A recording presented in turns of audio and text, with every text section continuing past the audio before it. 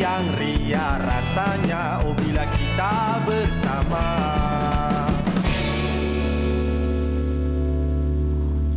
Yes, Assalamualaikum, selamat pagi, selamat hujung minggu. Hari ni hari Sabtu, saya berikan bersama dengan Haziq. Ya, saya tengah tengok. Kenapa saya Zik? punya baju ni, dia kain apa? Kan? Dia gunakan tekstil apa? Wow, Zik. Saya kena, saya setiap hari, Zack, Okey. saya kena check baju saya tu menggunakan kain apa. Supaya baju yang kita pakai tu, dia tak membuatkan kita nampak berbeza daripada kita sebelum ni. Wow. Contoh, saya nak tengok kain saya supaya tak nampak peluh. Sebab saya kuat peluh. Oh, dia ada macam tu untuk kain kuat peluh, kain tak kuat peluh. Ada. Patutlah ada yang kata kain panas, kain jenis tak panas. Ya, ada. Dia ada macam-macam jenis tekstil. Okey. Dan kita kena belajar benda tu. Kalau nak tahu baju-baju yang kita nak pakai setiap hari tu kan, sesuai ke tak dengan occasion. Kan majlis yang kita nak pergi, ada kain yang sesuai juga. Okey, kalau macam tu maknanya Awak kena belajar ni, Zak. Itulah. Tu sebab apa tahu? Sebab Zack kadang-kadang Zack ni fokus satu je, Zik. Apa? Asalkan ada saiz aku pedal. Alright, jadi kepada anda semua yang sedang menonton, jangan lupa anda bukan saja boleh saksikan kami secara langsung di TV3, tetapi juga anda boleh berinteraksi bersama dengan kami di Facebook Live, di Facebook Borak Kopitiam, Zik. Ya, dan sebelum kita cerita lebih lanjut pasal tekstil ni, kita nak update dulu keadaan terkini COVID-19 dekat Malaysia. Untuk ni paling latest semalam agak mengejutkan sikit apabila kes meningkat tiba-tiba. Beberapa hari dia stay kat 5,000. Betul. Hari semalam 7,234 kes baru yang dicatatkan. Ini mengejutkan kita semua sebenarnya, tetapi kita kena sentiasa ingat apa-apa sahaja sekalipun jangan gabra lebih.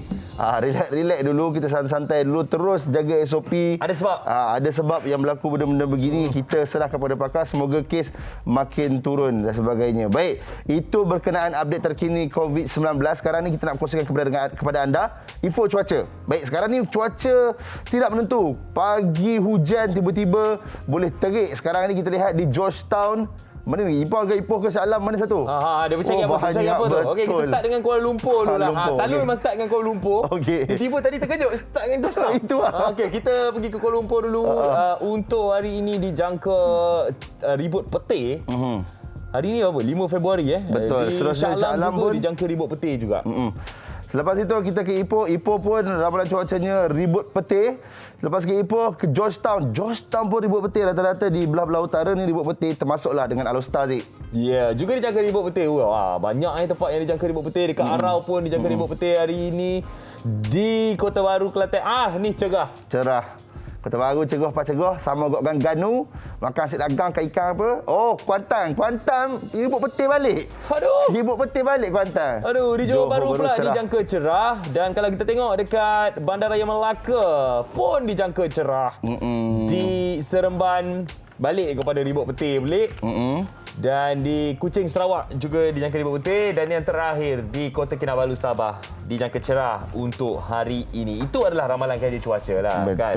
Jadi sama-samalah kita sediakan payung sebelum hujan atau panas. Sekarang ni panas pun kita pakai payung. Betul. Hujan pun kita pakai payung kan. Yang penting standby lah payung anda. Alright, so kita nak update satu lagi. Berikutan fenomena banjir yang melanda beberapa negeri sebelum ini, Media Prima telah pun mengaktifkan semula tabung bencana NSTP Media Prima. Sumbangan orang ramai melalui tabung ni akan digunakan bagi membantu mangsa-mangsa yang terkesan akibat bencana banjir ini. Jadi anda boleh hulurkan bantuan ke tabung bencana NSTP Media Prima yang tertera di kaca TV anda sekarang ni di akaun Maybank 514105320757. Boleh transfer, gunakan teknologi yang ada untuk kita bagi sumbangan supaya kita dapat bantu mereka yang memerlukan, insya-Allah. Betul. Walaupun RM1, Zik, Walaupun RM1 dia tak bantuan. Kalau kita bagi RM1 sehari pun, Zack, betul, rasanya sebulan tu dah RM30 dah kita boleh jadi begitu. Sebab apa pun, kalau kita memberi satu, Tuhan balas 10. Ya. Itu pun dia paling kita kena tahu. Bagi RM1, RM10 kita dapat balik. Kan? Apa kata kita bantu mereka yang memerlukan. Dan sekarang ini kita nak kembali kepada tajuk kita tadi. Itulah, Zik. Nampak? Saya ni bab-bab tekstil memang teliti. Tak, daripada tadi bila Aziz ada cakap kain sejuk, kain panas, lepas tu macam Zek tengok kan baju yang saya pakai ni macam ini lembutnya. Aziz dia macam ada bulu-bulunya. Dia ada bulu-bulu. Tapi dalam dia tak bulu. Panas tak? Tak. Okey. Panas. Itu dia punya kita benda kena belajar Zak. Sebab ada baju yang kalau kita tengok dia punya kain luar, dia ni pakai panas ni, tapi bila orang yang pakai tu sendiri, biasa. dia pakai tu biasa je, tak ada pula rasa panas ke apa. Ush, Aziz tak rasa macam Aziz orang Korea. Saya tengok besar-besar, dia dah lain. Ini dah Hindustan dah ni. Ni Korea ni. Sebab baju. Betul. Sebenarnya pakaian kita mencerminkan diri kita. Yes. Pakaian kita mencerminkan identiti kita dan menunjukkan sama ada kita ni orang yang confident ataupun tidak. Kadang-kadang dengan baju yang bagus, dengan pakaian yang betul, kita punya confidence pun boleh naik level. Aziz. Betul. Sebab saya Zak daripada sekolah lagi sebenarnya dah cerewet buat kain. Wah. Baju sekolah. Serius? Baju sekolah Ya, tu. baju sekolah yang kita pakai pun ada jenis. Kan ada yang jenis licin. Oh, ada yang iyalah. jenis kasar dia punya betul, kain betul, tu kan. betul. Yang jenis keras tu kan. Dia sebab memang saya ni jenis kuat peluh daripada sekolah dulu pun. So bila kita pakai baju tu, kita kalau boleh Aziz nak pakai baju yang selesa pakai dan tak peluh. Ada juga baju lengan panjang kan. Bila jadi pengawal pusat sumber, baju tu kain jadi warna hijau. Betul. Beli dekat satu company ni. Faham. Ada satu company yang jual baju sekolah ni. Bila kita beli kat situ, alamak baju dia kain dia jenis cepat koyak pula. Dari situ Aziz, bila kita bincangkan mengenai dengan inovasi ni maksudnya benda yang berubah tiap zaman, betul? Betul. Kan?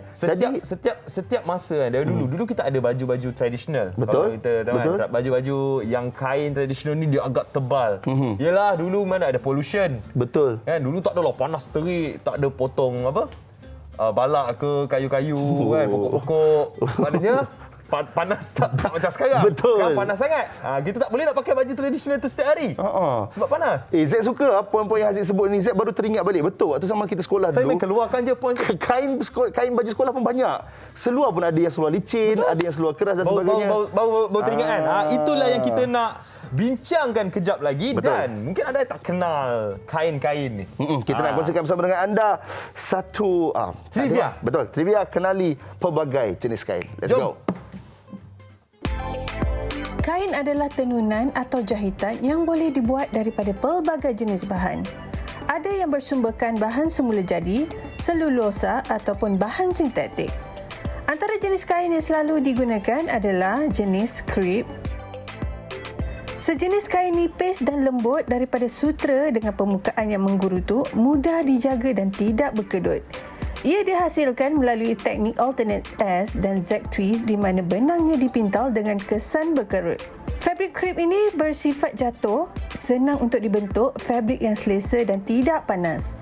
Sesuai juga dijadikan blus, jubah, baju Melayu lelaki dan lain-lain. Biasanya diperbuat daripada sutera, kapas dan sintetik fiber. Chiffon mempunyai tekstur yang lembut, beralun dan ringan. Chiffon sesuai dibuat gaun, ribbon, pakaian dalam, pakaian tradisional dan moden. Oleh kerana sifatnya yang tembus cahaya, biasanya chiffon dilapiskan dengan kain pelapik sama ada daripada kain satin ataupun kain lapisan dalam yang lain.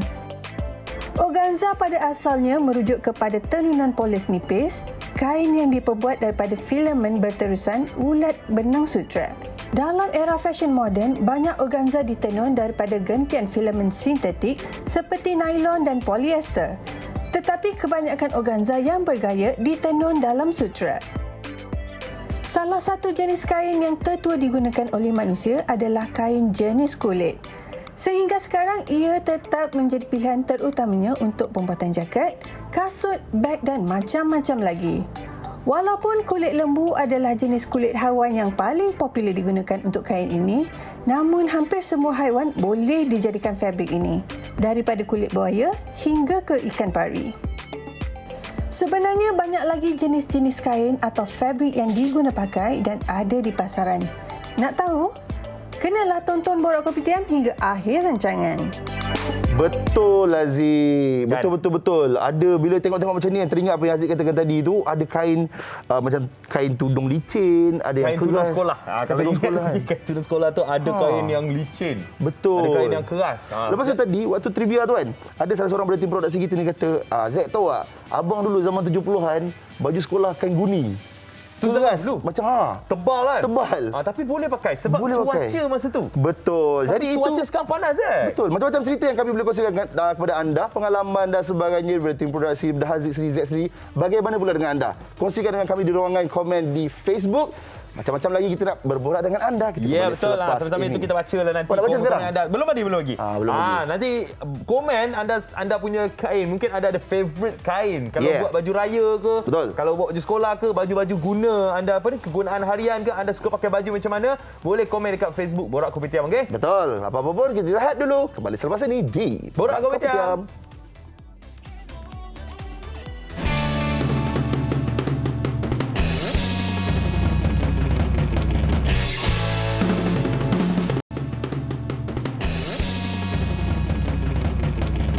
Bercerita pasal tekstil hari ni dekat Borak Kopitiam sama Haziq dan Zack. Kita nak belajar dalam bahasa Turki pasal tekstil. Nampak tak? Kita setiap minggu sekarang ni belajar bahasa Turki. Kena juga Aziz. Sebab dekat Turki pun memang kaya dengan kain-kain yang luar biasa. Apa panggil kain Kashmir? Kashmir tu Turki ke? Aziz. Kan? Aziz tahu macam-macam pasal kain ni. Saya bukanlah tahu macam-macam, tapi saya main tam. Alright, jadi untuk hari ini kita akan sama-sama belajar bahasa Turki dengan tetamu jemputan kita, Dai Imran. Assalamualaikum. Waalaikumsalam warahmatullahi. Okeylah, Haziq kita bagi dan Zack. Apa info khabar? sikitlah pasal Baik, Dai Imran ni. Dai Imran belajar di Marmara University dekat Istanbul, Yep. Turki. Betul tak? Betul-betul. Dah berapa lama Dai Imran belajar kat sana? Sebenarnya? Kalau campur kelas bahasa mungkin dah masuk tahun yang ke-4. Oh, 4 tahun dah. Lama. So, maknanya memang tahu lah segala jenis kosakata Turki ni. Kita tak adalah kata kita mahir sangat, tapi bolehlah hidup insya-Allah. Boleh hidup, boleh belajar. Dan pelajaran saya pun hampir sepenuhnya bahasa Turki. Faham? Okey, tak apa. Jom Dai Imran, boleh kita mula. Bismillahirrahmanirrahim. Okey. Tajuk mari kita hari ni tekstil. Tekstil. So Kalau perkataan pertama tekstil kita dalam terus bahasa terjemahkan. Turki, Tekstil ialah kumash. kumash. Kumash. Mudah je. S Kumash. yang ada tanda wow kat bawah tu, Maksudnya? dia maknanya dia ada sebut H kat belakang. Yep. Jadi SY. Sebab tu kalau orang kalau kat Malaysia ada nama SY kat depan, kita akan tukar jadi S ni je. Macam Syafiq ke, tu tak payah SY letak je Betul S. lah Aziz.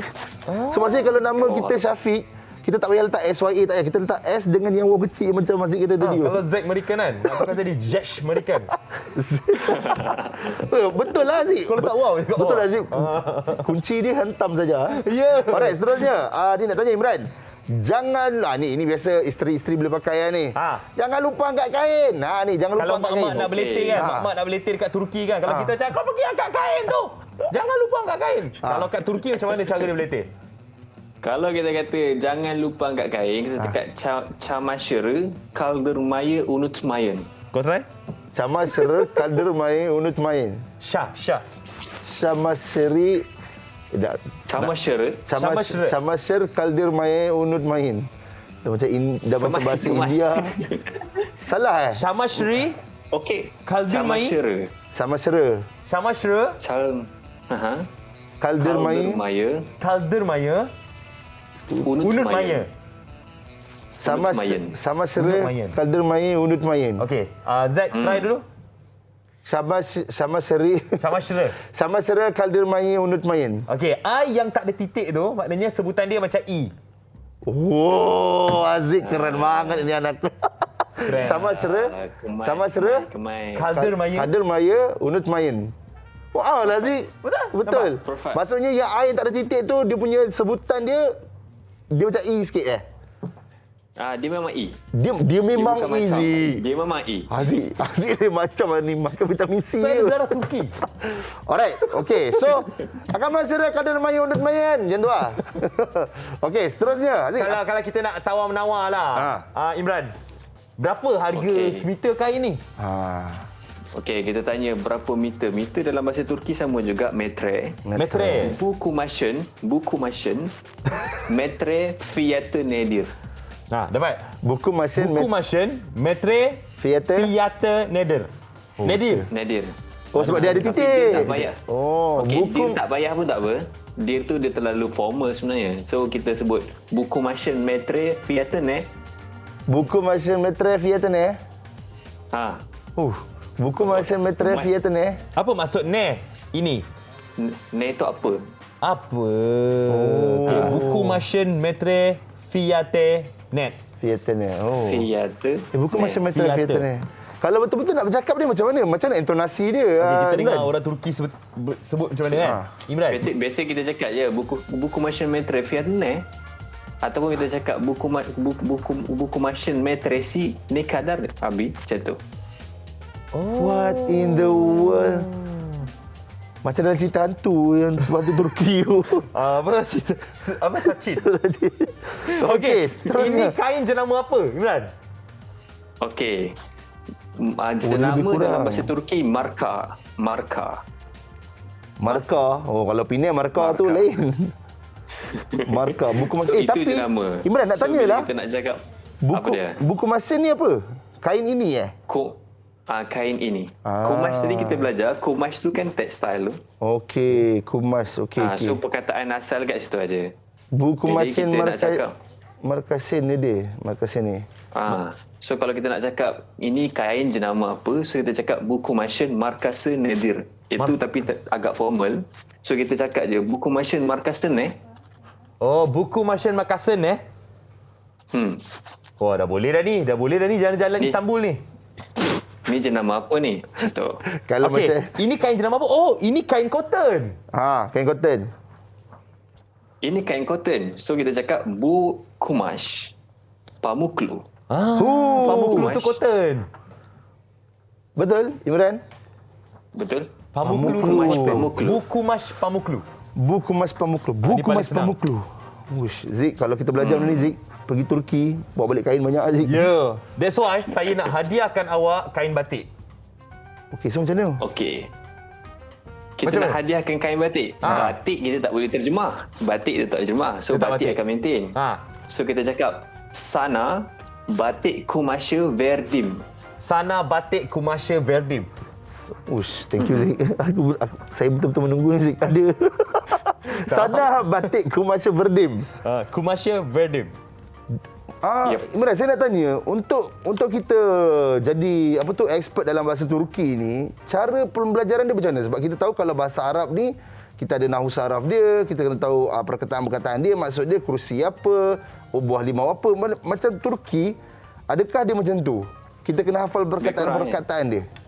Kita kena hafal perkataan, kita kena belajar grammar dia, kita kena bercakap, kita kena praktik. Ada juga grammarnya. Ada, tetap ada. Tapi lagi satu ni. Kita nak puji kain Cantik yang je kain Zack awak pakai ni. Cantiknya kain okey, yang awak Zan. pakai. So kita nak cakap cantiknya. Kalau kita nak cakap cantiknya benda yang kamu pakai ataupun apa-apa, kita akan cakap ne kadar guzel. Yo. Ne kadar guzel ya. Okey, macam tu. Guzel. Tapi kalau kita nak cakap pakaian kamu ni cantik, kita cakap gidiin maksudnya yang dipakai oleh kamu, gidiin kumash ne kadar guzel. Oh, kumash baju kain. yang dipakai oleh kamu ni cantik gila macam tu. Gideon Kumash Ne Kadar Guzel.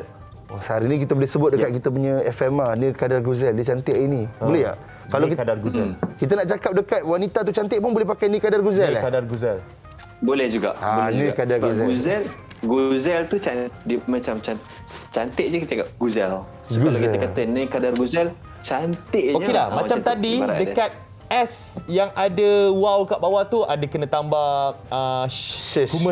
kumash kat belakang tu. Tapi kalau U yang ada 2 titik tu, Kalau U yang ada 2 titik, kita sebut U. Yang G ada tanduk tu? silent. Itu kita akan silent G. Z. Aziz belajar sebenarnya. Tak, sebab dia tak sebut pun. Memang hantam Dia tak lah. sebut Gideon, dia sebut Gideon. Luar biasa. Kita Gideon. sebut Gideon. Gideon. Faham kan? Dia ni ada. Sebenarnya yelah. ada banyak tau. Z rasa Z tak percaya. Haziq ni dia ada keturunan ni. Sebab adik-beradik dia pun muka macam Turki juga. Tak betul. Tak apa lah, nanti kita pergi Turki lah. Kita pergi Turki, kita jumpa dengan Imran sendiri. Ada lagi kan? Boleh, tak ada hal. Kita bawa Jemput datang. Imran yang Ahlan pergi wa Tawar sahlan. Menawar. Hoş geldin. Alright, terima kasih banyak Imran. Imran, sebelum tu boleh tak kita nak Imran kongsikan IG apa semua, mungkin ramai nak tanya lagi berkenaan dengan bahasa Turki ke ataupun apa-apa saja berkenaan dengan Turki kat sana. Silakan. Boleh follow di Instagram saya Imran Zaki. Saya masih belajar dekat Turki, ada setahun lagi dekat sini. So kalau nak tahu pasal bahasa Turki ataupun nak tahu tentang Turki sendiri, pembelajaran di Turki, boleh juga tanya saya. Saya boleh kongsikan apa yang saya tahu lah, insya-Allah. Terima kasih semua. Baik, thank you Dai Imran. Thank you sebab ajar kita setiap minggu bahasa Turki. Nanti kita jumpa lagi ya. Alright, Assalamualaikum. Waalaikumsalam warahmatullahi. Baik, itu bahasa Turki. Ini ada yang saya nak kongsikan bersama dengan penonton-penonton kita. Di mana kisah percintaan yang unik apabila seorang doktor yang cantik dan baik asli diculik oleh seorang ketua mafia. Demi nyawa, dia bersetuju untuk berkahwin dengan Firahat. Adakah asli akan bahagia? Saksikan Sia Biazas setiap Sabtu 2 petang di slot terbaru TV3 Yasmin. Slot ini bakal menayangkan drama-drama terbaik dari Turki yang terkenal dengan lokasi serta pelakon yang cantik dan pastinya akan membuatkan Sabtu anda lebih menarik. Ya, betul. Kita masih lagi bercerita pasal kain. Sampai-sampai tadi kita belajar bahasa Turki kan, belajar kain dalam tekstil dalam bahasa Turki itu macam mana. Tapi sekarang ni kita nak belajar pasal kain pula. Tadi kan kita ada sebut pasal kain ni lembut, kain tu keras. Betul. Kain ni macam ni, kain tu macam tu, tapi kita tak cukup expert Kita lagi tak sebenarnya. cukup expert. Hari ni kita nak ajak orang yang lebih expert. Yang paling expert lah. Kita ada Bonsai nak. Kita kenal. Selamat datang bang, buat kopitiam. Ya, lama tak Kembali, datang. selamat kembali. Okey, kita tadi dah ceritalah sikit lah. Yang Aziz dengan Zack, kita tahap yang macam tahap amatur lah. Betul. Kain tu. Kita just tahu kain keras, Saya kain tengok lembut. okey je, saya tengok okey je. Haziq amatur, saya bawah lagi pada amatur tu. Okey, Abang Bon Zainal akan ceritakan sedikit lah. Kita bagi definisi dulu. Apa sebenarnya itu tekstil? Selalu kita panggil kain je.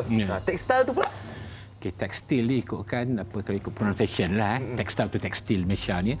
Dan sesuatu yang dipakai untuk menutup badan kita ni. Ataupun macam di rumah tu dengan lansir dia, sofa ni dengan penutup dia. Tekstil yang sesuatu yang dipakai untuk menutup sesuatu badan. Kalau dulu dulu zaman-zaman purba dia start dari kulit. Daripada kulit tu start kulit bila sejuk dia pakai bulu pula yang kain wool tu. Lepas tu bila tahun panas pula guna pula kain-kain kapas. Ataupun zaman-zaman mesin-mesin dulu kan dia gunakan flax untuk buat linen, untuk bungkuskan buat atap. Lepas tu from then on tu kita pilih dia ambil tu untuk diolahkan jadikan untuk pemberian pakaian untuk untuk cover ni badan kita. Dia bukan kain saja. Betul. Bukan kain saja. Itu yang dikatakan inovasi tekstil tu. Yes, Baik. betul. Abang, selain pada tu kita nak tahu berapa jenis kain yang ada seluruh dunia ni ataupun tak cukup kalau kita nak sebut. Itu kira beribu saya tu. Beribu Beribu. Yang depan Tapi kita ni jenis yang basic kain kalau kita basic kain cotton, Okey. kain kapas, kain wool. Wool ni English pakai tadi saya tengok dalam Google kalau bahasa Malaysia kain bulu dia panggil kain bulu. Lepas tu kita ada kain pula yang sutra daripada ulat sutera tu. Ini adalah kita pula sekarang ni kain yang yang gunakan bahan-bahan buangan sekarang ni pula dalam moden ni. So dia banyak di situ pula Yang itu kita semula pun kita ada. semula yang gunakan macam Jersey? Jersey itu daripada chemical. Daripada plastik. Kain sukan ni kan. Maknanya itu panggil tekstil Tekstil juga. juga. Itu ada dalam kategori tekstil. Selagi mana dia digunakan untuk cover badan dan cover semua ni dia tekstil lah. ini mix wool ada, yang ini cotton pun ada, ni jean cotton, denim daripada cotton. Kita tak tahu Kita tak tahu nama kain ni. Kita tak tahu. Macam mask ni macam pakai ni daripada microfiber. Ush, Banyak research dia banyak. Dia benda tu untuk mengalas badan kita, menutup badan kita. Maknanya okeylah. Kalau yang benda yang pakai di kaki tu juga kita panggil tekstil. Tengok juga kalau jenis material yang digunakan tu. Macam kasut ini pun kan yang belakang itu tekstil tu. Daripada tekstil. Daripada asas daripada situ. Lepas tu diolahkan kegunaan macam kasut ni kena yang durable, yang tahan lasak, yang macam untuk baju ni yang lembut, macam kain sutra untuk yang lembut. So pelbagai benda ni. Okey. Yang kata never ending lah. Ni sekarang pula lately pula saya banyak gunakan barang-barang daripada buluh, daripada even straw. Apa kelebihan pakai material buluh bang? Bukan kelebihan sekarang macam ni. Kan people are going to orang kata dah ke era apa moden ni kan, ke era teknologi ni kan.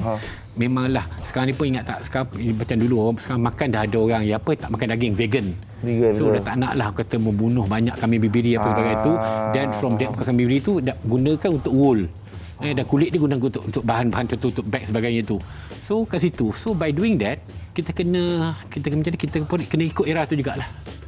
Sekali memang mahal lagi. Inovasi. Sekarang memang, tapi lama-lama kelamaan untuk generasi yang akan datang dia akan jadi murah lah. Dulu masa mula dulu pun benda mahal.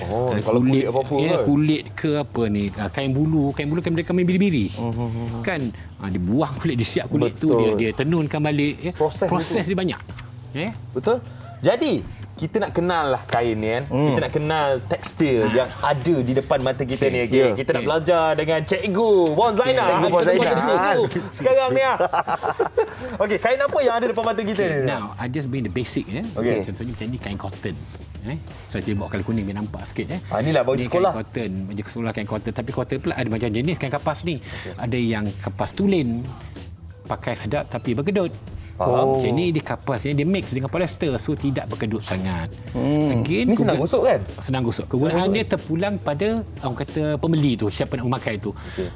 Comfort untuk kain kapas memang mahal sikit. Kain yang mix ni dia murah sikit.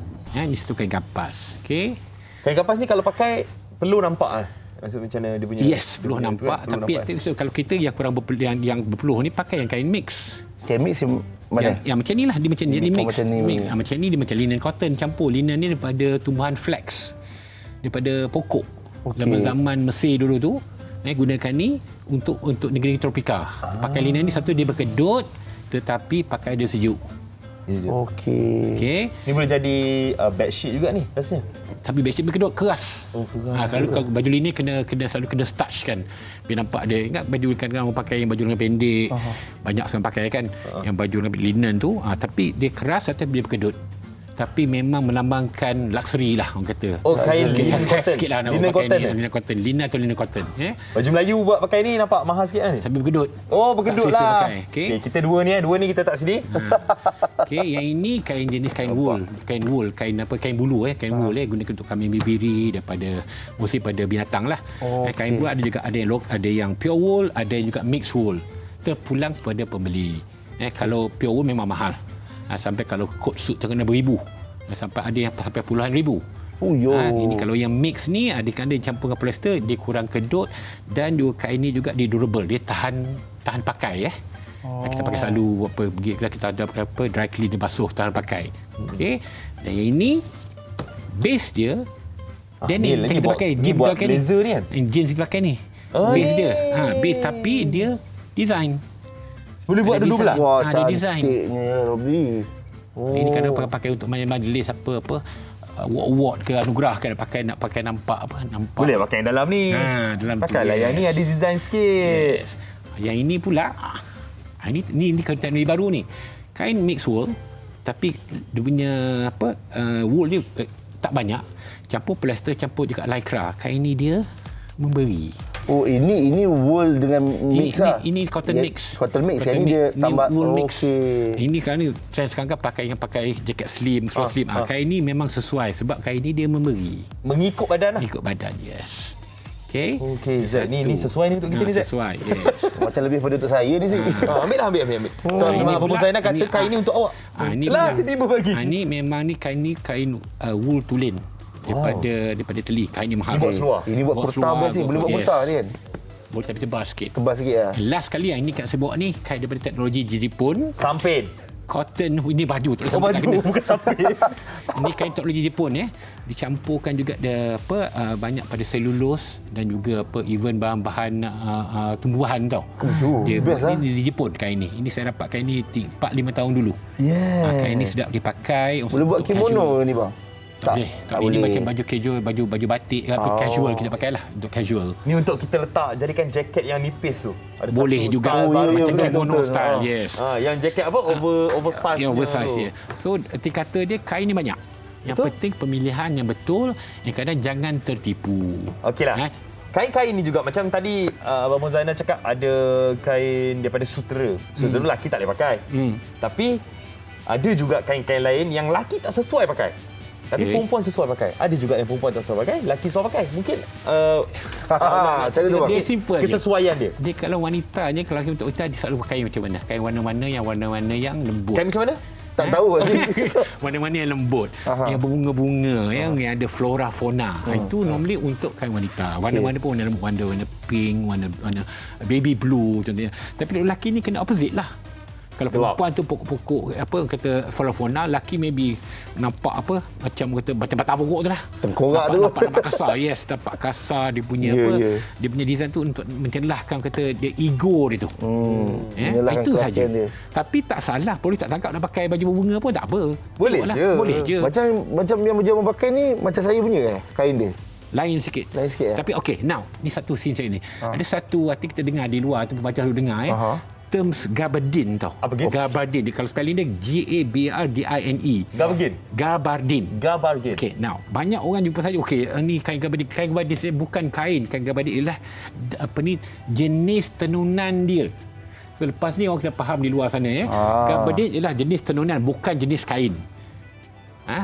Gabardine pada kain cotton, ada kain wool, ada kain silk, semua ada. Dia tenunan dia yang berjalur-jalur. Dia bukan macam you ni.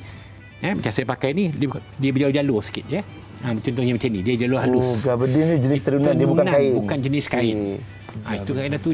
So jenis tenunan tu sesuai untuk apa tu tekstil yang macam-macam ke ataupun dia ada jenis? Contoh ini kain wool ni. Saya pakai tapi tenunan dia macam mana? Dia macam dia berekstrak. Macam you pakai ni panggil headline dia panggil. Tenunan pun banyak Gazi. Yang Abang Zainal pakai ni, ini orang kata Abstract. tema peta.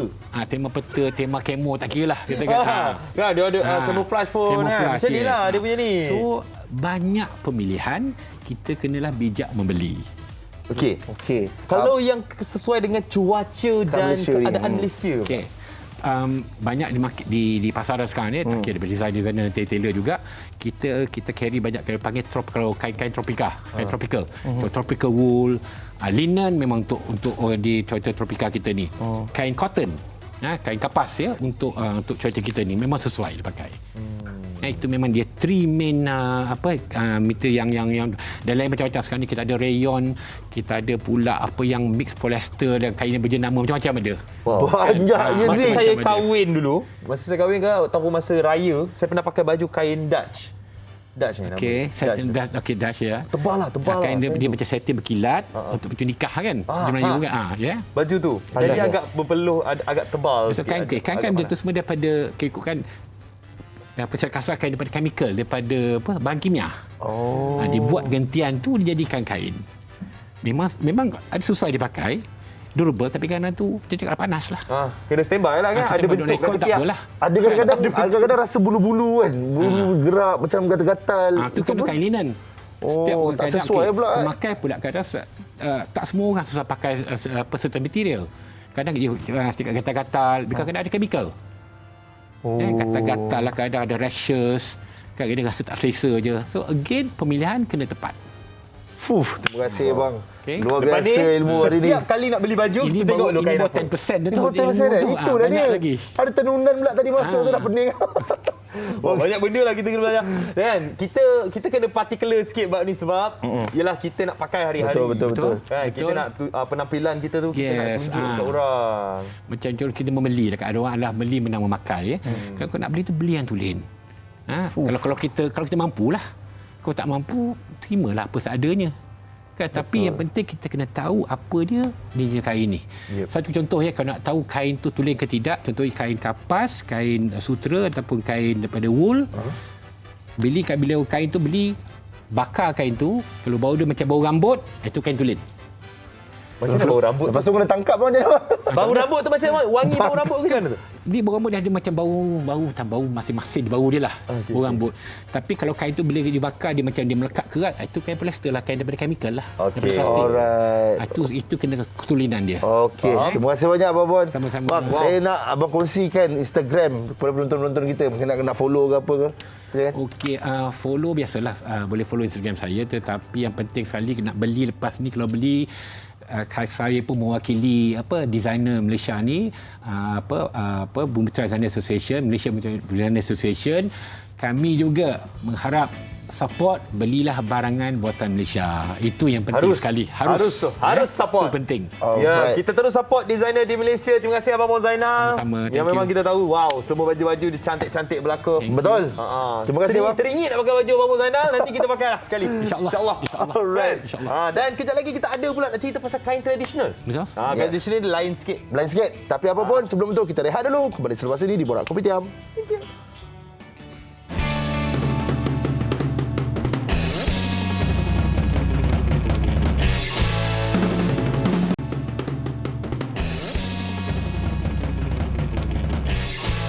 Rasa macam seronok belajar pasal tekstil. Betul lah. Tekstil ni. Kadang-kadang kita terlepas pandang Zik Macam orang macam Z lah sebenarnya Zik. Kadang-kadang terlepas pandang kita mana kaut asalkan ada saiz. Rupa-rupanya penting kalau kita nak tahu apa tu jenis-jenis dan sebagainya. Kain dengan kita. Mungkin Betul. ada kain yang buatkan kita allergi. Betul. Kan? Ada kita punya gatal-gatal badan ke apa. Tapi sekarang ini kita nak belajar pula pasal kain tradisional. Ya, untuk kain tradisional macam biasa Zik, kita pun bukan orang pakar. Bukan, kita bawa yang pakar sendiri iaitu Khairul Anwar Rahmat, penyelidik seni dan budaya Melayu. Assalamualaikum. Waalaikumsalam Haziq. Dia siapa? Zack. Ya. Ingat. Okey, kita panggil Anwar. Ya, Okey, Anwar. Dia ada aura dia Zik Dia ada vibe. Kita nampak vibe tradisional. Betul. Dia zaman Piramli punya vibe. Alright. Jangan madu 3 sudah. Okey, Anwar. Kita nak kongsikan dululah pasal kain tradisional ni kan. Tadi kita dah belajar pasal kain-kain yang moden, kain-kain yang mungkin kita asli jugalah kan. Cumanya tenunan dia lain. Yang ini tenunannya lain. Mungkin kita nak ceritakan apa beza kain tradisional ni dengan yang lain. Okey, kain tradisional ni apa yang menyebabkan dia tradisional Haziq adalah sudah tentunya bahan dia guna. Okey. Bahan dia guna, motif dia, reka corak ya. Reka corak dia lebih bersifat nature inspire ataupun diinspirasikan daripada alam. Sebagai contohnya mereka namakan motif-motif mereka seperti buah kecupu, tampuk kesemak, macam-macam nama mereka namakan. Dan ada juga yang nama haiwan, dada lipan, kaki lipan, unduk-unduk laut. Jadi semua yang mereka namakan ni lebih bersifat kepada apa yang mereka cerap daripada alam. Itu pertama dari segi motif. Kedua, bahan dia guna. Dia gunakan pewarna-pewarna alam seperti jangan terkejut ya, mereka gunakan kulit langsat, kulit durian. Warna-warna asli. Ya, warna asli. Nature based dye. Daun tarum mereka gunakan, kesumbar. Jadi bayangkan Haziq dan juga Zack, mereka ni dulu dia kena try and error. Kena figure out betul-betul combination chemical ni. Ini campur ini jadi warna apa. Lepas tu dia rendam, dia bakar. Kalau contohnya setengah kulit tu dibakar untuk dapatkan warna dan debu dan sebagainya, baru dia boleh colour. Itu sebelum chemical dye masuk lah, sebelum diimport daripada British, daripada Amerika. Watercolor datang sebelum watercolor. Sebelum tie dye, sebelum dye itu sampai. Haziq. Alright. Dan sekarang ni adakah kita memang semua 100% kita pakai warna-warna yang moden? Okey, kalau kita lihat kita tengok gambar-gambar lama, buku-buku sejarah ke atau filem lama ke kan, semua gambar black and white. Kita bayangkan macam diorang ni mundane, macam diorang macam dull aja, hitam putih. Tapi kalau Haziq dengan Zack tengok kat sini, they are so colourful dengan warnanya, dengan pelbagai warna yang mereka pakai kan. Tengok macam Sebenarnya berwarna tu. Sebenarnya Kita banyak. je tak nampak lah. Kita je tak nampak. So diorang ni, mereka ni pada zaman dahulu mereka bermain dengan warna juga. So bayangkan betapa berwarna-warninya pada ketika itu. Bandingkan kalau kita nampak black and white and dia nampak macam jelah dull gitu kan. Tapi kalau kita tengok kepada kain-kain yang ada ni, memang semuanya adalah sangat berwarna-warni dan sangat beranilah untuk bermain dengan warna. Baik, Anwar, selain daripada warna kan, kita nak tahu jugalah. Boleh tak Anwar kongsikan kat kita, ada tak kain-kain tradisional yang sekarang ni kita dah tak familiar dah dengar? Oh, banyak. Banyak sangat Zack. Contohnya adalah kain depan kita ni dipanggil sebagai kain pelangi. Generasi hari ini aiskrim pelangi lah yang famous kan kat TikTok kita, aiskrim pelangi. Tapi pernah tak kita tahu tentang kewujudan kain pelangi? So kain pelangi ni menunjukkan warna yang banyak yang digunakan. Ada dia macam ada warna, ni dah pudar sikit, ada warna hijau, warna sebagainya, dikenali sebagai kain pelangi. Kedua adalah kain telepuk. Kain telepuk ni sangat-sangat rare Zack. Sebab itu yang kita nak tahu. Ya, sehelai kain telepuk dalam dunia antik, dia boleh mencecah puluhan ribu ringgit sehelai. Subhanallah. So bayangkan setiap kepingan emas ataupun prada emas tu ditekap satu persatu dengan corak. Dengan corak motif bunga. Bayangkan kipas tak boleh hidup sebab prada emas tu dia kertas yang sangat nipis, Takut terlepas. terbang pula. terbang. Yang ketiga adalah yang saya bawa hari ni, kain Oh, ni rare. ini salah satu teknik yang dah nak hampir pupus sebab kita sekarang ni ada 33 juta penduduk Malaysia, betul? Betul. Hanya 2 orang saja yang tinggal boleh buat, iaitu Syekh Midi dengan Syekh Hussein di Pulau Keladi, Pekan Pahang. Apa nama cara pembuatan ni? Okey, ini dikenali sebagai kain gerus. Kain gerus. So kalau Haziq tengok, kain ni berkilat kan? Betul, mesti pegang dia pun saya tak boleh goyak. Berkilat. Kan macam kertas kan, Tak dia bergoyak. oily kan, dia macam kertas minyak gini. Sebenarnya kain ini digerus dengan menggunakan kulit siput ni. So kilat siput ni dia akan pergi kepada permukaan kain. Okey. Jadi nanti kemudian kan siput ni berkilat kan. Nanti lama-lama kulit siput Pudar. ni dia pudar, betul. Betul Zaid. So jadi dia ada beberapa teknik lah. Dia ada gerus layang, gerus mentah, gerus masak, ada macam-macam teknik. So tekstur dia datang daripada kulit siput tu lah. Daripada kulit siput ni dan juga dama dan sebagainya. Daripada kulit siput boleh jadi ni Ya, Sekejap, saya nak tanya, yang menarik perhatian saya, Anwar kata dalam Malaysia ni 2 orang saja boleh buat. Betul. Kalau kita melihat secara kasarnya, dia menggosokkan saja. Betul. Apa yang istimewanya sampai 2 orang saja yang boleh buat kat Malaysia ni? teknik. Teknik tu bila dia letakkan kayu tu untuk digerus, dia bukan pakai tangan kita gosok gini, tak jadi. Okey. Dia ada satu kayu masuk sebelah sini dan kemudian digerakkan baru dia akan pergi. So dia ada teknik, ada macam-macam lah kita. Z boleh je Z nak gerus, tapi takut koyak lah. Koyak lah. Tapi boleh buat tapi gerus layang lah nama dia. tak Sebelum kilat. dia jadi macam ni, dia adalah kain yang biasa lah. Kain biasa, kain tenun. Contoh, you guys ada kain plekat kat rumah and nak buat dia nampak berkilat, nampak dia berseri macam ni. Boleh untuk digerus bagi menaikkan dan menyelahkan permukaan kain. Wow, baru kita tahu ada pula kain yang macam ni. Macam ni pula. Okay, tapi kalau yang kata kegunaan harian lah. Okay. Sebab sekarang ni mungkin kita tak sesuai nak pakai kain-kain begini untuk nak pakai kegunaan harian. Tapi ada tak sebenarnya kain tradisional yang kita boleh guna? Boleh, ada. Sebagai contoh, kita tengok sampai sekarang kita masih lagi ada songket, ada batik yang masih boleh digunakan untuk kegunaan harian. Namun sebenarnya apa yang kita sebagai generasi muda boleh buat adalah motif-motif tradisional ni kita angkat semula, Zaid. Kita angkat semula dan kita letakkan pada pakaian-pakaian moden kita seperti t-shirt kita, kemeja kita, supaya bila orang lihat, orang tahu, oh, inilah identiti tempatan kita. Inilah identiti kita. Itu penting sebab sekarang kita lebih kepada fast fashion. Ya, kita pergi kat bukit kita banyak fast fashion.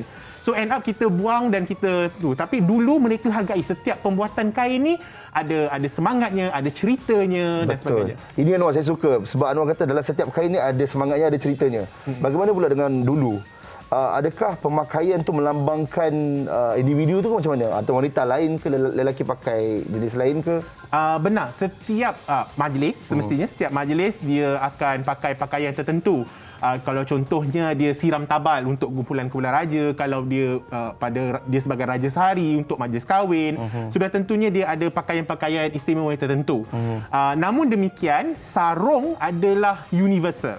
Lelaki, perempuan, sebab saya tanya lelaki dan perempuan, tetap pakai sarung. Sarung ni mula masuk dalam kamus bahasa Inggeris sejak 1830. Wow. Dia adalah istilah Melayu yang masuk sejak 1830. So hampir teknikly kalau 20-30 dah 200 tahun dulu perkataan sarung dimasukkan ke dalam kamus Inggeris. So memang meluas penggunaan tekstil di alam Melayu. Okey, Raja Sehari tadi. Anwar sebut pasal Raja Sehari. Ada yang sekarang ni menolak untuk pakai baju tradisional, kan, baju apa orang kata songket, kan, disebabkan mungkin terlalu tebal, panas, Terlalu mahal mungkin. mahal. Kalau mahal rasanya lebih kurang je. Dia boleh adjust kan, ada tak ambil yang mahal tu, ambil murah, betul. Kot kan. Okey, so apa komen Anwar sendiri? Pada saya ada 1001 cara ya untuk selain songket. Kebiasaan kita selalu diketengahkan songket untuk pakaian Raja Sehari. Sedangkan banyak lagi kain-kain tradisional Melayu yang boleh diangkat untuk pakaian Raja Sehari. Dan mungkin songket ataupun dia tak semestinya songket penuh. Songket penuh kita orang Melayu panggil sebagai jong sarat. Tapi kita boleh jong sarat penuh songket lah, benang emas atau benang perak tu penuh. Tapi kita mungkin letak dia colik. Colik bermaksud motif-motif bunga tu sikit-sikit, kecil-kecil. So mungkin akan memberi ruang untuk pengguna merasa lebih selesa sebab benang emas tu mungkin tak berapa banyak pada permukaan kain. So banyak je alternatif yang designer-designer di luar sana sudah tentu sudah fikirkan cara bagaimana untuk tackle benda-benda ni. Anwar, saya tertarik lah apabila mendengar perkongsian Anwar kan. Anwar seorang yang memang betul-betul cinta dengan benda ni. Apakah yang membuatkan Anwar rasa macam aku nak letakkan aku punya hidup dalam benda ni? Apa dia? Sebabnya mudah, Zack. Sebab kain ni dia ada 1001 cerita. Itu sebab saya nak letak diri saya di dalam kalangan kain-kain ni. Kenapa ya, Zack? Sebab technically kain ni dia menceritakan tentang hubungan dagang. Dia ceritakan tentang budaya itu sendiri. Dia cerita masyarakat zaman tu. Sebab motif-motif ni dia bergerak mengikut peredaran zaman pada. Jadi dia ni adalah satu timeline garis masa yang mana semua orang tahu, oh ini daripada time period ini adalah time period ini yang mereka capai pada itu. Jadi dia ni macam kain adalah lembaran-lembaran sejarah yang selalunya tidak diangkat sebagai sebahagian daripada sejarah. Namun pergerakan manusia, migrasi dan sebagainya, macam ini kain ni, dia Bugis daripada Makassar, tetapi dia berhijrah sampai ke Pahang. Jadi nampak tak pergerakan budaya, asimilasi, semua diceritakan pada sehelai kain. Di sejarah lah. Di sejarah. Itulah dikatakan inovasi tu, Aziz kan. Itu yang berbalik pada soalan Aziz tadi tu. Boleh jadi kod yang ada songket. Ya. Itu orang yang hidup 3045 nanti akan kata Boleh ini buat pada sejarah boleh buat. dulu. Kan? Sekarang pun ada yang buat. Ada. Tapi untuk kita budayakan kain tradisional ni dalam cara moden. Mungkin tadi Anwar ada cakap kan, mungkin kita boleh bawa style-style kain tradisional ni untuk dipakai seharian. Kalau pakai t-shirt pun kita boleh bawa benda ni. So mungkin ada cara lain lagi untuk kita buat. Kalau Haziq dengan Zack perasan, fashion ni dia sentiasa berpusing tau. Sekarang ni kalau kita tengok trend dia tahun 60-an punya, 70-an punya fashion dah masuk balik. And then kalau kita perasan the fusion yang zaman ni berlaku. So saya lihat fashion ni sebenarnya kalau kita sebagai orang muda sedar tentang kepelbagaian yang memang kita dah ada sekarang ni, kita bawa kepada fast fashion modern ni dengan menerapkan motif, warna yang dia main, bahan yang dia guna, warna dia masuk gabungan warna yang dia play. Ya, seperti kita tengok ni ada corak-corak seperti tapak catur dan sebagainya ya. Tapak catur ni lah. Ini tapak catur. Ini tapak catur, dia ada cotton, dia ada silk. Jadi orang zaman dulu dia menunjukkan hubungan dagang yang saya sebutkan tadi lah. Dia maknanya cotton dia dapat daripada China, sutra dapat daripada China, India dan sebagainya. Jadi tetap tekstil lama ini sangat penting dalam sebahagian daripada rekod sejarah kita. Kan, bawalah tekstil lama ni ke dalam kehidupan seharian kita yang dengan cara yang baru. Ya, betul. Wow, cara-cara kita nak follow Anwar kan? Anwar. Mesti. Walaupun orang kata mempromosikan kain tradisional, tetap ada Instagram. Ada. Ada. Okey, sebab Haziq, saya satu-satunya mungkin milenial yang berkecimpung dalam bergelumang dengan kain-kain lama. Sebab kita kena cari. Kita kena cari Anwar. Kita kena cari. Okey, saya ada Instagram saya Galeri Karat. Dekat sini saya ada paparkan beberapa barangan antik, koleksi seni dan sebagainya yang saya miliki, dan saya ada galeri buku karat untuk orang yang nak cari buku sebagai sumber rujukan, khususnya buku-buku langka yang dah pupus lah. So kita ketengahkan buku-buku lama sebagai sumber rujukan. Wow, interesting. Terima kasih Anwar. Rasanya macam banyak benda ni kita boleh borak dengan Anwar, bukan setakat pasal kain ni. Betul. Semoga dipermudahkan segalanya Anwar. Saya InsyaAllah. yakin Anwar punya banyak lagi masa di hadapan. Berikan yang terbaik, berikan value lagi kepada orang ramai. InsyaAllah. InsyaAllah kita akan tambah. Khairul Anwar Rahmat. Yep. Seorang penyelidik seni dan budaya Melayu. Alright. Sekarang ni kita nak tengok pula batik eco-print. Ya. Jom kita tengok. Baik, Assalamualaikum. Selamat pagi kepada semua penonton Borak Koptiam. Untuk hari ini kita nak bercerita mengenai kain. Jadi kalau kita fokus kepada kain ni ada macam-macam jenis hasil seninya, dan salah satunya adalah batik. Pada hari ini kita akan bercerita dan berkongsi kepada anda semua iaitu seni batik eco-print. Kalau nak tahu macam mana batik eco-print tu, pada hari ini saya bersama dengan Encik Kai Rizal, salah seorang pengusaha batik eco-print. Assalamualaikum Encik Kai. Waalaikumsalam warahmatullahi. Sekarang ni yang kita tengah tengok dekat belakang Cik Karizal tu, itulah batik eco-print ya? Betul. Belakang saya ni adalah batik eco-print. Penggunaan dia pelbagai daun lah. Saya buat research selama 4 tahun mencari daun-daun ataupun bahan semula jadi yang boleh dapat colour ataupun boleh mengeluarkan colour. Bahan-bahannya yang saya jumpa Yang saya buat research, saya jumpa penggunaan warnanya yang banyak adalah warna-warna daripada daun-daun herba, daun-daun ulam. Tiada penggunaan bahan chemical yang bahan kimia lah saya cerita. Tak ada. So, macam kita pakai buat tudung. Kalau tudung tu untuk penggunaan dia macam rambut bubuh ke apa ke, tak perlu risau. Sebab penggunaan warna-warna daun ni memang orang kata daun-daun herba. Tak ada masalah. Sebenarnya kalau proses nak buat ekoprint tu macam mana? Mungkin Cik Kai boleh kongsikan. Banyak yang saya dapat orang kata tanggapan negatif daripada rakan-rakan sekeliling. Sebab dia punya proses dia makan masa lama. Untuk satu proses tu makan masa 14 hari. Permulaan hari pertama tu saya akan cari daun pula tak satu tempat semua ada dekat situ. Saya nak kena buat macam saya dekat Pendang sekarang, macam daun jarak saya nak kena pergi ke Kota Star. Dekat area sana banyak daun jarak. Kalau macam daun jati saya kena pergi Perlis. Sebab dekat highway dekat Perlis memang banyak daun jati. Lepas tu bila dah dapat daun, bawa balik, saya rawat. Kemudian kain pula saya rendam dulu sebelum saya buat untuk dapatkan background. Bila dah dapat background, susun daun yang di atas kain yang dah set background tadi, kemudian kita kena kukus selama 2 jam. Masa itulah pemindahan warna daun akan bertukar kepada melekat pada kain. Itu yang dipanggil ecoprint. Harapan Encik Kai macam mana pada masa yang akan datang untuk teknik ecoprint ni? Harapan saya boleh pergi jauh, boleh pergi ke luar negara, bukan setakat di Malaysia sahaja. Siapa yang kata nak berminat dan dapatkan teknik-teknik, cara proses pembuatan, tak ada masalah. Saya boleh saja untuk buka kelas, untuk mengajar macam mana teknik-teknik supaya masa ke depan tu lebih ramai orang tahu, lebih ramai boleh cari income. InsyaAllah saya akan bantu, tak ada masalah.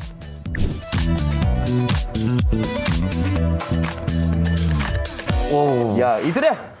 Batik ecoprint yang kita tengokkan tadi, dan ada banyak cerita pasal tekstil sebenarnya tekstil, bisnes tekstil. Ya, yang kita boleh belajar lagi. Betul. Tapi sekarang ini bersempena dengan Hari Kanser Sedunia pada 4 Februari hari tu.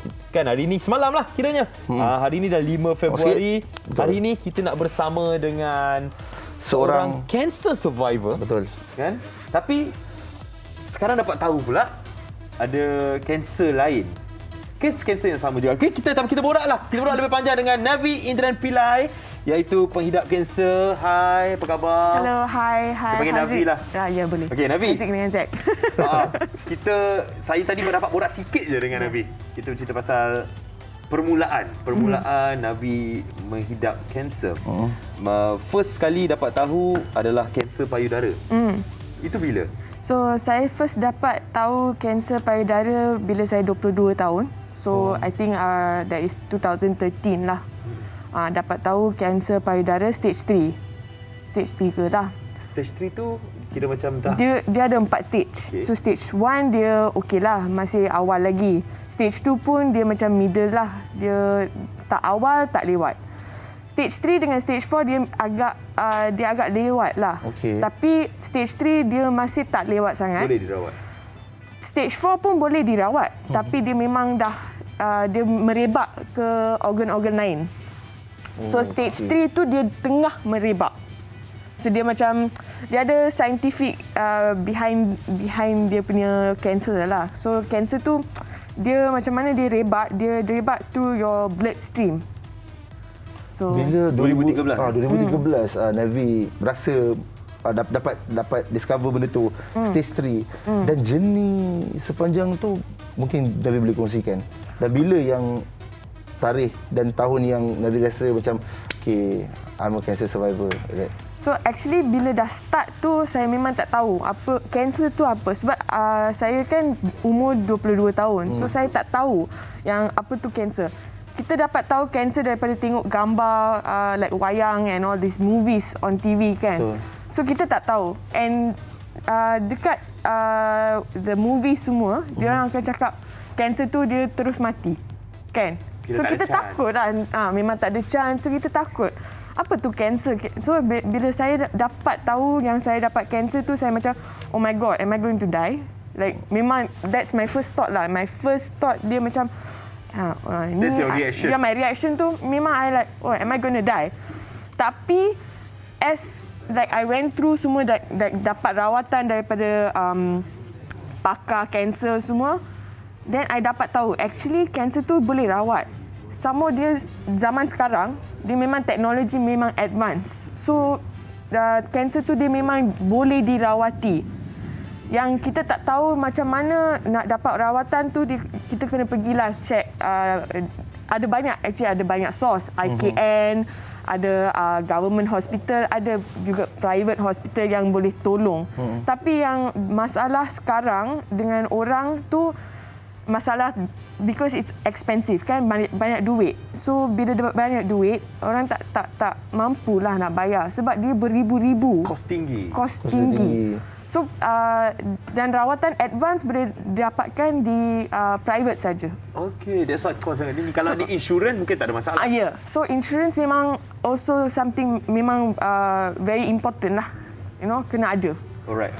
Okay, tapi bila yang Navi tahu yang Navi bebas kanser payudara masa tu? Saya tahu bebas kanser payudara actually 2018. 5 tahun? 5 tahun selepas tu. Tapi on the 5 tahun tu, I dapat tahu yang I dapat kanser yang sama, tapi dah merebak ke saya punya hati, liver. Oh yosh. Tapi masih kanser payudara tu lah. Tapi dia merebak. So stage 3 tu kan saya cakap dia tengah merebak. Okey. So masa tu bila saya dirawat, okey, semua dah okey, tapi dia tengah merebak. Tapi kanser ni dia tak ada time tau. Dia akan tak relax. Dia relapse lah.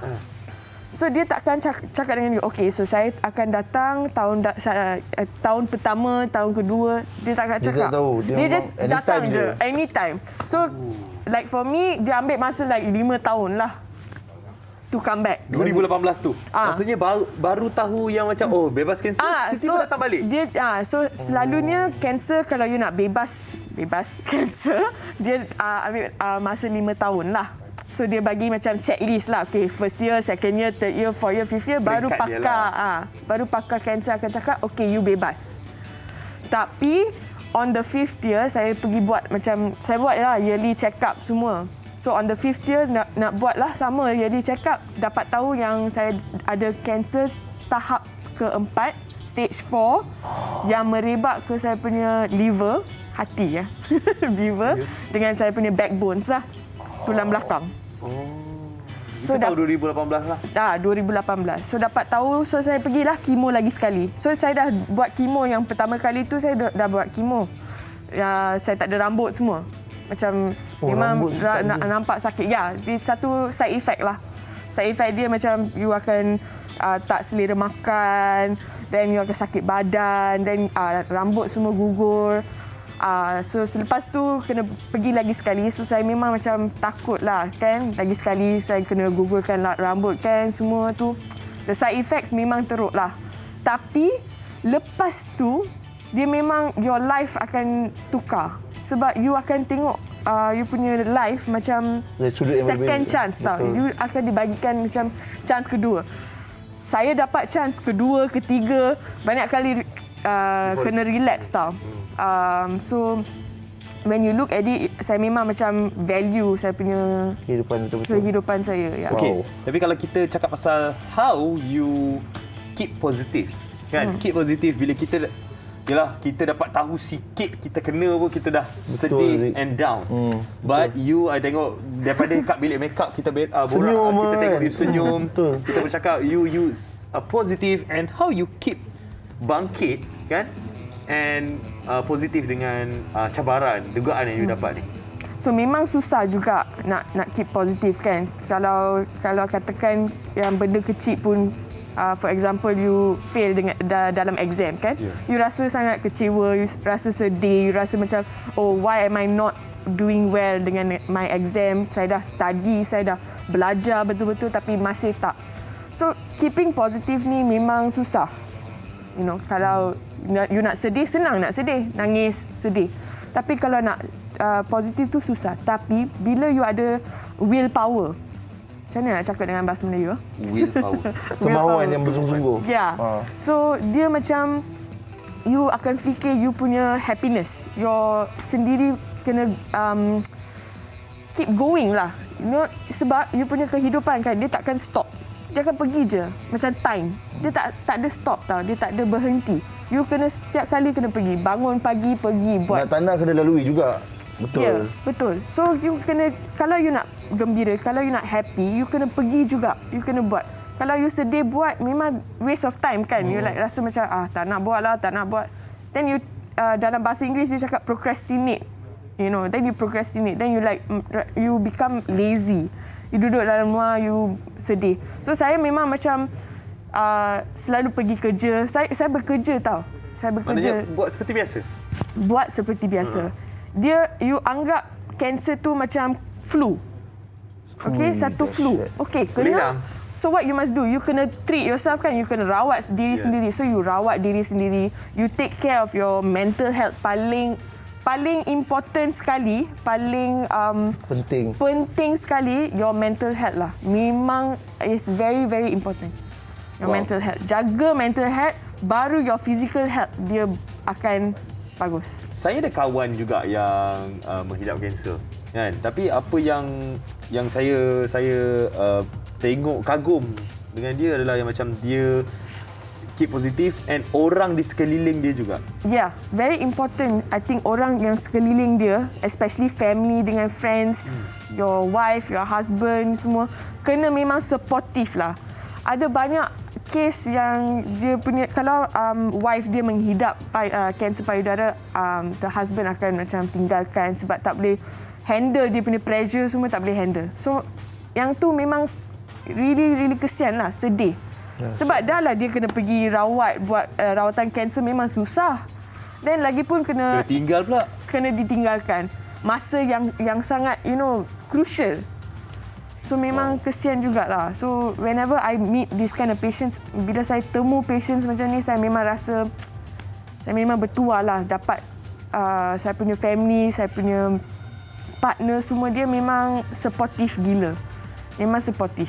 Thank you Navi untuk perkongsian ni, sebab saya yakin untuk sesuatu perkara tu berlaku dalam kehidupan kita, cabaran, dia mudah untuk kita bercakap. Tapi apabila kita tempuh sendiri ujian tu, belum tentu lagi kita boleh. Tapi Navi berjaya lalui benda tu dan terima kasih di atas segala perkongsian. Navi, satu, pesanan kepada penonton-penonton Borak Kopitiam atau mungkin ada penonton kita yang sedang lalui cabaran itu, apakah kata-kata semangat dan kekuatan yang Navi boleh kongsikan kepada mereka?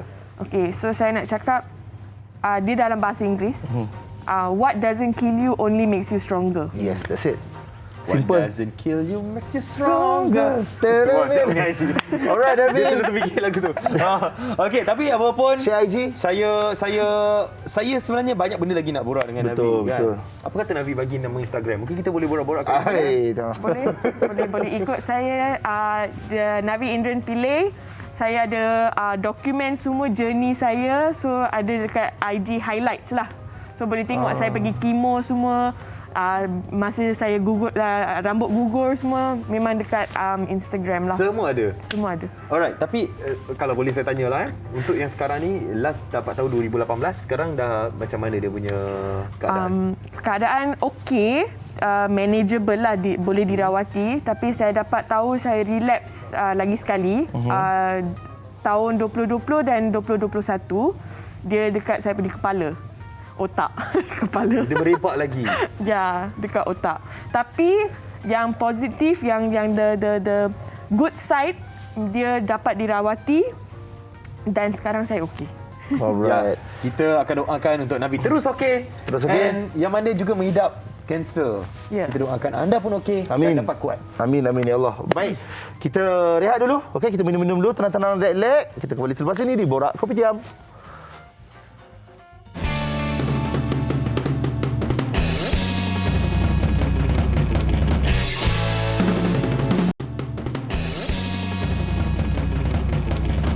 Balik bersama Borak Kopitiam, Haziq dan juga Zack. Ya. Pagi ni kita tadi bercerita pasal kanser kan. Haziq, saya Hari kanser suka sedunia. episod kali ni, Zik. lain macam. Dia macam memberi inspirasi. Memberi ilmu yang luar biasa. Betul. Perkongsian yang macam-macam. Dan macam saya katakan di awal tadi, berikan komen anda di ruangan Facebook sebab kita nak baca. Dan ada yang menarik perhatian kita, betul Zik? Daripada Pok Awang kata kanser ni ada macam-macam jenis. Ada kanser limfoma. Limfoma pun dah berbagai jenis juga. Betul. Dia tengok macam-macam jenis kanser yang ada masa dia duduk kat ward. Dan Pok Awang kata orang sakit kanser memang kena sentiasa positif, tenang dan sentiasa senyum. Ya, itulah dia kan. Itulah yang susah sebenarnya. Yang kita nak buat. Dia sebenarnya kita tahu tau sebenarnya kita ni selalu duk merungut yang kita ni susah dan sebagainya. Tapi apabila kita melihat cabaran yang orang lain hadapi, kita akan rasa bersyukur yang sebenarnya kita telah diberi banyak nikmat dan cuma kita ni kurang bersyukur je sebenarnya. Dan apa yang lagi best juga sebenarnya hari ni kita cerita pasal tekstil ni. Betul. Kita ada cerita pasal kain moden, kain tradisional tadi. Memang kita belajar macam-macam lah. Tapi sekarang ni cerita apa pula ni? Apa dia ada? Ni cerita kau Nah, cerita ni cerita kasih. Welcome Amanda. Nafis. Kita ambil pegang. Kita ambil duduk. Okey, boleh. Yang mana? Nafis. Okey, so ini adalah cerita Slot Samarinda tau. Kau Cipta Kasih. Cerita ni lakonan Amanda ada, Nafis, Uyaina, siapa nak, Nazim Osman. Memang cerita, saya tengok cerita ni setiap hari. Gitu. Saya tengok setiap hari cerita ni. Tapi kena ceritakan jugalah. Sebenarnya watak Amanda dalam cerita ni first time kan Amanda berlakon ke? Yes. This is my first drama. First drama. So watak apa ya? Macam berat je saya tengok watak dia. Okey, watak nama saya Amanda Amri. Amanda memegang watak Hasnah dalam cerita Kau Cipta Kasih ni. Hasnah ni adik bongsu dalam keluarga dia. Dan dia seorang yang dia manja dengan parents dia, tapi parents dia tak beri kasih sayang langsung. Tak boleh apa? Dia tak beri kasih sayang langsung. Tak beri kasih sayang, tapi manja. Tapi dia manja juga. Dia macam at the end dia macam kurang kasih sayang jugalah. Dia kasih sayang, dia perlukan kasih sayang. Dia perlukan kasih sayang. Dia perlukan. Itu watak Hasnah. Ya. Kalau Nafis? Seorang pemuda yang tempang dan dia dibuang keluarga daripada dia kecil lah. Pun kurang disayangi. Sama juga. Because kita orang satu family kan dalam cerita tu kan. So mak bapak kita orang macam tak boleh nak pakai. Apa masalah? Apa masalah bapak korang ni? Aduh ni alamak. Terpaksa cakap lah yang bapak tak boleh pakai. Aduh. Itu je yang boleh cakap. Dekat dalam cerita ni je boleh guna term tu. Kan? Dalam cerita ni je boleh guna term tu. Sebab memang tak boleh pakai. Memang tak boleh pakai. Siapa yang lakukan watak mak bapak dalam cerita ni? Abang Syarul Nizam dengan Kak Syarul Melis. Kan? Syarul Melis. Kalau kita tengok memang dia macam memaksa Amanda tau buat macam-macam dalam cerita ni. Kita nak tanya Amanda tentang kelainan watak dia, tapi ini drama pertama dia. Drama pertama Amanda. Amanda, untuk dapat watak Hasnah ni, adakah ini watak idaman yang Amanda idam-idamkan selama ni? Soalan juga. Kan masa tengah bergerak ni. Okey. Watak yang Amanda idamkan lain sikit. Amanda personally watak yang Amanda idamkan something yang macam ganas sikit ke. Aksi lah. Amanda suka fight. Yang betul-betul Amanda rasa macam Amanda nak ambil cabaran ni macam tu. Tapi watak Hasnah pun mencabar juga. Apa yang Amanda boleh belajar dengan watak Hasnah ni?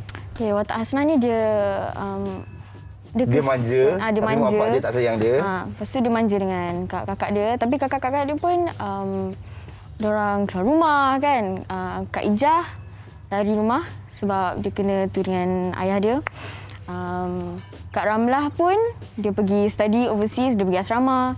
Sedasar dia dapat kasih sayang daripada seorang abang ni, jejaka ni yang sangat menawan hati dia. Gitu. Dan dia dibawa watak oleh Haziq ke? Bukan. Walaupun saya menawan, tapi saya tak ada cerita ni. Yang menawan Nafis. Makin besar Nafis. Maksudnya makin matang. Bukan makin besar. Yang besar kita orang. Serius lah. Yang makin matang. Sebab saya kenal Nafis masa Nafis mula-mula masuk. Ya, betul. So, kita tahu Nafis masuk naik bas sama-sama. Tak ada jamban. Pergi jom heboh sekarang, jom heboh pun. Dia tak ada jamban. Sekarang ada jamban. Itulah, rindu je heboh sebenarnya. Ya, tu. So, improvement watak-watak Nafis daripada watak-watak sebelum ni. Sebab Nafis pun sebelum ni pernah je bawa watak-watak yang sedih macam ni. Ya, actually saya memang mulanya career sebagai seorang pelakon memang disajikan dengan watak-watak yang macam ni. Ya, because of my first berlakon, saya ada 2 scene, cerita Pondok Itu Rumahku, telemovie untuk TV3. Saya dah kena nangis Padahal itu first time saya berlakon. Bapa saya nasib bilangan masa tu. So dia macam Memang kena nangis lah. memang kena nangis lah, terpaksa kan. So bila dah kita disajikan daripada awal, bila dah Orang pun dah tengok Nafis ni nangis lah kerja dia. dia macam tu lah. Macam dia ni mesti cerita sedih kan. Dia ada orang yang macam mula-mula muka kita nampak dia ni memang watak jahat je lah dia ni. Ya. Kan? Macam Amanda pula, kalau nak orang tengok Amanda sebagai pelakon yang macam mana? Pelakon yang sesuai watak baik ke, watak jahat ke? Walaupun selain daripada aksi tadi lah. Kita dah letak aksi tadi. Yang macam bila orang tengok Amanda je cakap macam dia ni sesuai watak jahat je muka dia ni. Watak baik. Watak baik. Siapa yang mau dia? Ada orang yang memang tengok watak jahat tu. Betul. Lelaki yang masa dia selalu nampak bad boy. Zack, perempuan pun ada. Ya. Bila kita tengok muka kau memang sesuai lah watak jahat. Siapa? Ada lah. Ajak dia main badminton lah macam tu. Okey. Nafis, dengan Amanda, mungkin kita nak ceritakan juga. Okey, mungkin ada yang tak pernah tengok cerita walaupun dah nak habis dah sebenarnya cerita kau cerita kasih ni kan. Ada yang belum sempat tengok lagi. Cerita kau cerita kasih ni sebenarnya sinopsis dia tu berceritakan pasal apa? Dia pasal kekeluargaan sebenarnya. Satu keluarga yang berpunca daripada perkahwinan mak dia ni, which is Kak Seri Melis kan. Dia terpaksa berkahwin dengan ayah suami dia ni because of family. So bila terpaksa dan bila dah berkahwin, end up ada anak semua. Lepas tu tiba-tiba dapat anak cacat. So cerita tu bermula bila dia orang dapat anak cacat tu, which is saya lah anak cacat tu kan. Tempang tu lah. Ya, yang tempang. Itu punca. So daripada situ dia orang dah start macam dia salahkan ni, yang bapak salahkan mak, yang mak salahkan bapak. So hari-hari bergaduh apa semua. Bapak balik rumah mabuk and all that stuff. Macam main judi. Orang kata broken family lah. Ya, broken family actually. Dia cerita pasal Broken family tapi adik-beradik dia semua handsome, cantik kan. Semua tempang. Tak tengok lagi Amanda dalam cerita tu, belum tengok lagi Amanda dalam cerita tu. Lain. Ini cantik. Tapi satu benda yang saya belajar dalam cerita ni, mak bapak ni kena bagi kasih sayang betul-betul kat anak-anak dia. Kalau tak nampak dari awal Ramlah dapat kasih sayang daripada orang lain. Yang ni mencari kasih sayang. So basically benda tu lah kekeluargaan lah cerita dia kan. Dan ini first drama Amanda kan. So apa respon orang ramai Amanda bila orang tengok Amanda berlakon? Amanda kalau kita tengok dekat TikTok famous, dekat Instagram pun famous. So bila orang tengok macam Amanda, Amanda is good. Alhamdulillah, so far I haven't gotten any negative comments. Alhamdulillah. Kita pun belajar kan, Amanda bersyukur sangat yang dapat satu set dengan Bang Nafis Muaz, Kak Seri Melis. Dia memang beruntung sangat dapat dengan Nafis. Betul. Lepas tu terus merah muka dia. lepas tu Amanda. Lepas tu yang dekat TikTok semua ramai yang komen kan. TikTok kan suka post-post macam sikit punya clips. Teaser dia. Ramai yang komen, Amanda Amri ke tu? Amanda Amri ke tu? Okey lah. Bila Amanda mula-mula berlakon tu, Amanda bagi tahu tak dekat fans yang macam Amanda bagi apa tahu. ni? Kan bagi tahu kan? Amanda post kan dekat Instagram semua. So dia semua macam restu lah. Restu lah. Itu Amanda. Kira pendatang baru, pelakon baru macam Nafis. Bila Nafis tahu dapat skrip bergandingan dengan Amanda ni juga, apa you punya first impression tentang Amanda ni? Saya rasa dia senang untuk bekerja. Kita sebenarnya kadang kita terlalu macam dia baru, dia tak boleh berlakon apa semua kan, nak bekerja susah. Sebenarnya itu rezeki dia. Sebenarnya rezeki dia dapat watak tu dan rezeki dia juga dipilih. Dan saya bekerja dengan dia dan saya rasa dia senang, dan that's it. Pasal lakonan tu tak apa, it's okay. Benda tu kita boleh belajar by experience. Tapi attitude tu yang kita nak. Betul. Itu je sebenarnya. So saya senang bekerja lah. Dia sangat senang. Dia mudahkan semua orang. Ya, betul. Sebab berlakon ni bukan melibatkan awak je. Dia melibatkan ramai orang dekat belakang tabir tu. Cameraman, makeup. Betul. Semua orang kita nak senangkan semua orang. Betul lah. Nafis pun dia lain tau. Dia pun dah matang tau. Dulu dia cakap, dulu ada. Dulu dia kurus kan. Kurus sangat. Baru kan. Lama kan tak jumpa. Sekarang dah nampak lah hero. Bercakap pun, saya datang. Terus saya nak ubah. Okey, Amanda. Macam ni lah Amanda. Selain daripada berlakon. Tapi good bro, good. Apa lagi Amanda nak buat? Amanda. Amanda, I like to sing for fun. Sing, menyanyi? Yeah. Tak serius? Yes. For fun? For fun? I Ni sing for fun. pencipta lagu ni. So kita cuba. Abang nak tuliskan saya lagu? Boleh. Nanti Boleh. DM. Nanti kita PM to P. Alright. Dia masih tulis bukan type. Okey, apa-apa pun terima kasih kepada Nafis dan juga Amanda. Kata-kata akhir. Kita boleh daripada Nafis dulu pada peminat-peminat kat Fans Nafizian. Oh, nak main sebut. Tak ada. Kau main petik. Nafis nak ucapkan terima kasih kepada semua yang telah menonton drama Kau Cipta Kasih. Kita ada lagi 2 episod yang terakhir untuk Kau Cipta Kasih minggu ni. So hopefully you guys dapat ada depan TV masa tu. Pukul berapa? Thank you so much. Hari apa? Pukul 10 malam Isnin hingga Khamis. So because of kita tinggal 2 episod lagi, Isnin Selasa. Okay. Yeah. Amanda mungkin nak cerita pasal Rabu Khamis buat apa? Rabu Sebab tadi Khamis? saya Selasa lah tengok tu. Itu biarlah rahsia. Okey, terima kasih kepada semua yang setia menonton dan menanti episod-episod Kau Cipta Kasih. Dan nantikan 2 lagi episod tu, kita tak tahu lagi apa yang akan berlaku. Mungkin kita bahagia, mungkin kita derita. Nantikan. Benda-benda. Yang penting kena tengok Kau Cipta Kasih. Thank you Amanda. Thank you. Thank you so much. Thank you sebab sudi sama kita di Borak Kopiam. Thank you kepada anda yang tengok kita dari awal tadi. Kita cerita pasal kain, tekstil kita. Kita cerita pasal tadi Hari Kanser Sedunia juga. Jadi kita harap agar anda semua dapat manfaat lah, banyak lah benefit daripada Borak Kopiam hari ini. Betul, macam-macam yang kita kongsikan bersama dengan anda. Jangan lupa esok hari dan waktu yang sama. Hari lain, esok Ahad dah, hari Sabtu. Hari yang waktu sama minggu depan. Esok hari Ahad. Okey, hari Ahad esok kita ada sahabat kita Muaz dan juga Fiona. Ya betul. Kita tinggalkan dengan apa ni? Dengan lagu daripada Sarah Suhairi. Ya. Pasrah. Selamat tinggal. Bye-bye. Assalamualaikum. Bye-bye.